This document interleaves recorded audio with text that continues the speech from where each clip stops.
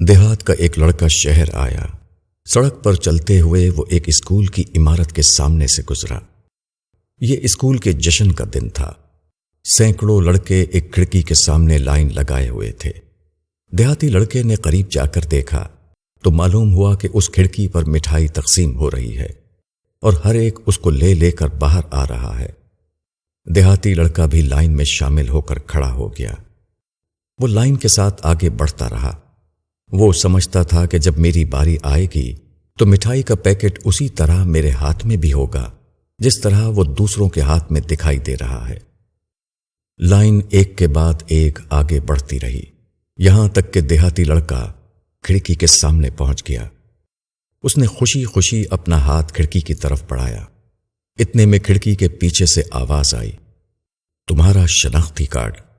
لڑکے کے پاس کوئی کارڈ نہ تھا، وہ کارڈ پیش نہ کر سکا، چنانچہ وہ کھڑکی سے ہٹا دیا گیا۔ اب لڑکے کو معلوم ہوا کہ یہ مٹھائی ان لوگوں کو تقسیم ہو رہی تھی جو سال بھر اسکول کے طالب علم تھے، نہ کہ کسی ایسے شخص کے لیے جو اچانک کہیں سے آ کر کھڑکی پر کھڑا ہو گیا ہو۔ ایسا ہی کچھ معاملہ آخرت میں پیش آنے والا ہے۔ آخرت کا دن خدائی فیصلے کا دن ہے۔ اس دن سارے لوگ خدا کے یہاں جمع کیے جائیں گے۔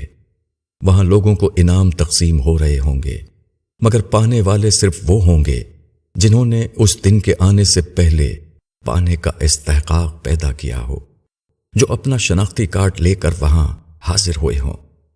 وہ وقت آنے والا ہے جب کسی آنکھ کے لیے سب سے زیادہ پرکیف منظر یہ ہوگا کہ وہ اپنے رب کو دیکھے۔ کسی ہاتھ کے لیے سب سے زیادہ لذیذ تجربہ یہ ہوگا کہ وہ اپنے رب کو چھوئے۔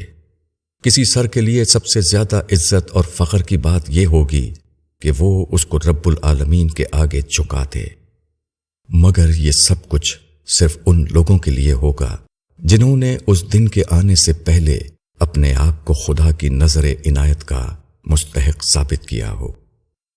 بقیہ لوگوں کے لیے ان کی غفلت ان کے اور ان کے خدا کے درمیان حائل ہو جائے گی۔ وہ خدا کی دنیا میں پہنچ کر بھی خدا کو نہ دیکھیں گے۔ وہ پانے والے دن بھی اپنے لیے کچھ پانے سے محروم رہیں گے۔